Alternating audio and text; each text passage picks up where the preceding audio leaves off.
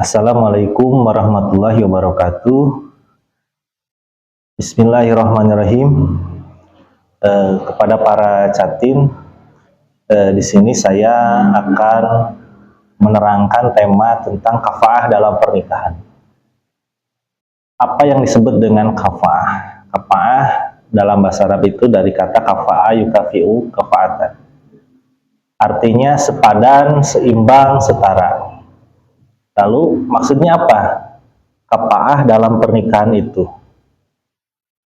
Jadi dalam pernikahan, di dalam ilmu fikih juga ada yang disebut kafaah. Sepadan yang dimaksud, yang paling utama menurut para ulama itu adalah sepadan dalam segi agama. Tetapi ulama yang lain juga ada yang menyebutkan bahwa bukan hanya masalah agama, tapi kafaah di sana juga adalah dari segi ekonomi, dari segi nasab, dari segi kecantikan dan kegantengan, juga dari segi kedudukan jabatan. Hal itu tentu berpengaruh kepada dinamika kehidupan calon pengantin dalam rumah tangga. Tetapi bagaimana kita menyikapi kafaah dalam rumah tangga ini? Apakah memang pernikahan itu harus benar-benar sepadan dari segi sosial dan sebagainya? Ataukah ada kelonggaran-kelonggaran di sana? Kita coba melihat kepada salah satu sahabat Nabi, ambil pelajaran, yang satu-satunya namanya dicantumkan dalam Al-Quran. Sahabat tersebut adalah Zaid bin Harisah. Nama Zaid disebutkan di dalam surat Al-Ahzab ayat 37. A'udzubillahi minasyaitonirrajim. Wa idz taqulu lillazi an'ama Allahu 'alaihi wa an'amta 'alaihi amsik 'alaika zaujaka wattaqillaha wa tukhfi fi nafsika mallahu mubdihi wa tahsyan nas wallahu ahaqqu an tahsya falamma qada zaidum minha wa qara zawwajnakaha likaila yakuna 'alal mu'minina harajun fi azwaji ad'iyaihim idza qadaw minhunna watara wa kana amrullahi maf'ula. Dan ingatlah ketika engkau Muhammad berkata kepada orang yang telah diberi nikmat oleh Allah dan engkau juga telah memberi nikmat kepadanya, pertahankanlah terus istrimu dan bertakwalah kepada Allah, sedang engkau menyembunyikan di dalam hatimu apa yang akan dinyatakan oleh Allah. Dan engkau takut kepada manusia, padahal Allah lebih berhak engkau takuti. Maka ketika Zaid telah mengakhiri keperluan terhadap istrinya atau menceraikannya, kami nikahkan engkau dengan dia Zainab, agar tidak ada keberatan bagi orang mukmin untuk menikahi istri-istri anak-anak angkat mereka, apabila anak-anak angkat itu telah menyelesaikan keperluannya terhadap istrinya, dan ketetapan Allah itu pasti terjadi. Jadi dalam ayat ini disebutkan bahwa Zaid bin Harisah itu telah menceraikan istrinya, yaitu Zainab. Padahal kita ketahui bahwa Zaid bin Harisah adalah sahabat Nabi yang sangat soleh. Bahkan beliau itu adalah angkat anak Nabi. Bahkan disebut dulu sebelum Zaid bin Harisah itu namanya adalah Zainab bin Muhammad. Tetapi ada ayat yang melarang bahwa nasab kepada kepada ayah angkat, tetapi dikembalikan kepada ayah kandungnya. Makanya Zaid bin Muhammad dikembalikan lagi namanya menjadi Zaid bin Harisah. Jadi Nabi yang menikahkan Zaid bin Harisah dengan sepupu Nabi, yaitu Zainab binti Jahsy. Zainab binti Jahsy, beliau adalah wanita yang sangat cantik di kota Mekah. wanita yang memiliki kedudukan yang tinggi karena beliau juga satu nasab dengan Nabi. Beliau juga keturunan suku Quraisy.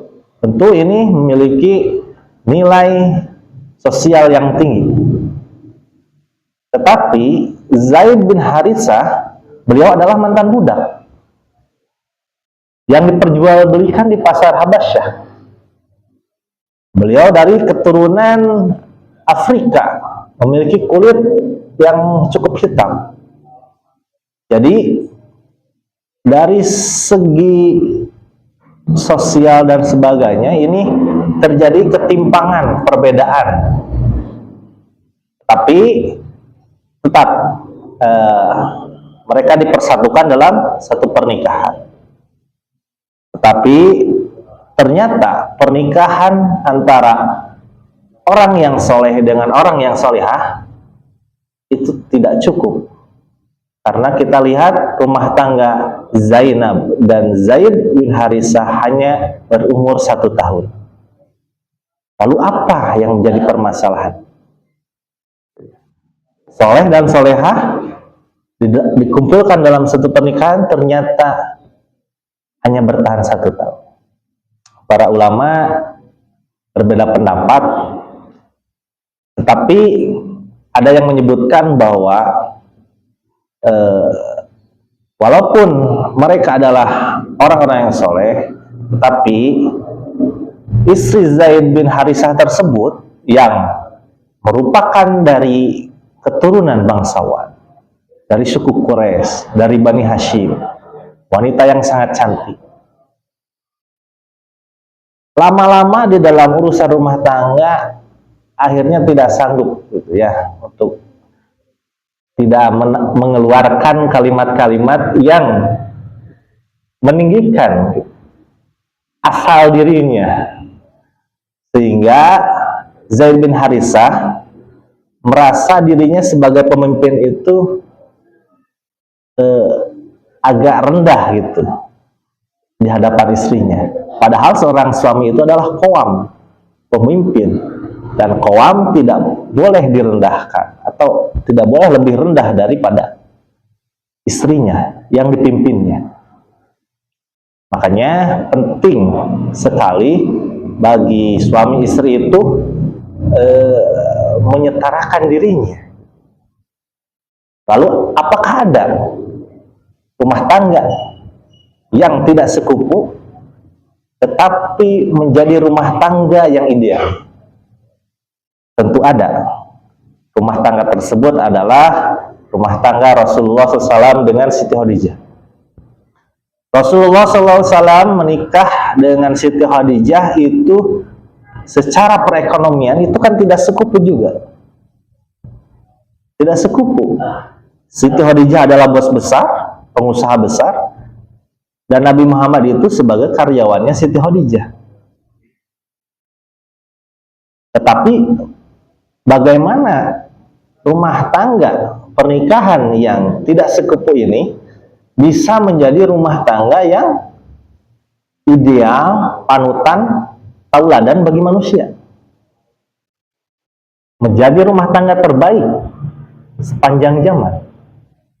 Kita lihat, walaupun Nabi Muhammad itu, Muhammad muda itu, secara status sosialnya lebih rendah dari Khadijah dari segi perekonomian, tapi Khadijah itu beliau menurunkan dirinya agar bisa sejajar dengan Nabi, sehingga qawamah kepemimpinan Muhammad sallallahu alaihi wasallam itu tidak di bawah Khadijah.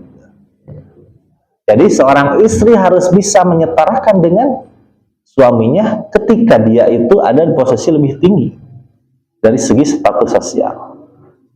Maka kita bisa mengambil pelajaran dari dua kisah ini, bahwa memang dalam rumah tangga kafaah atau kesepadanan, kesetaraan itu bisa menjadi pertimbangan dalam pernikahan.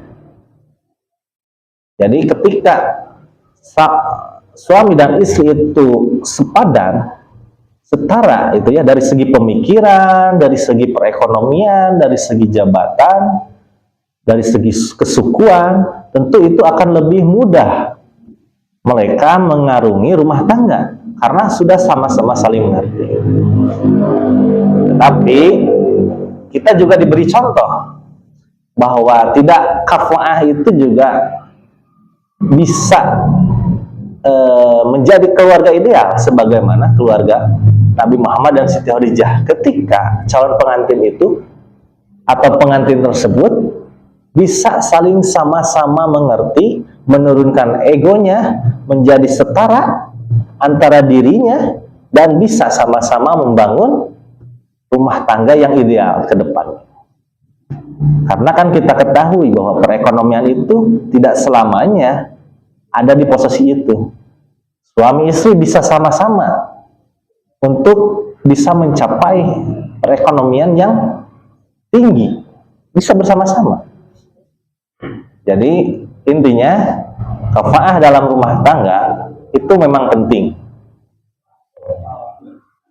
Tetapi apabila ternyata rumah tangga kita itu tidak kafa'ah, tidak sepadan, maka suami dan istri harus bisa menyetarakan dirinya, harus bisa saling mengerti, harus bisa saling memahami antar pasangan, maka ketidaksepadanan itu tidak akan menjadi masalah dalam rumah tangga, tetapi akan menjadi bumbu-bumbu pemanis dalam rumah tangga yang bisa menjadi kelanggengan mereka, rumah tangga mereka sampai maut menjemput.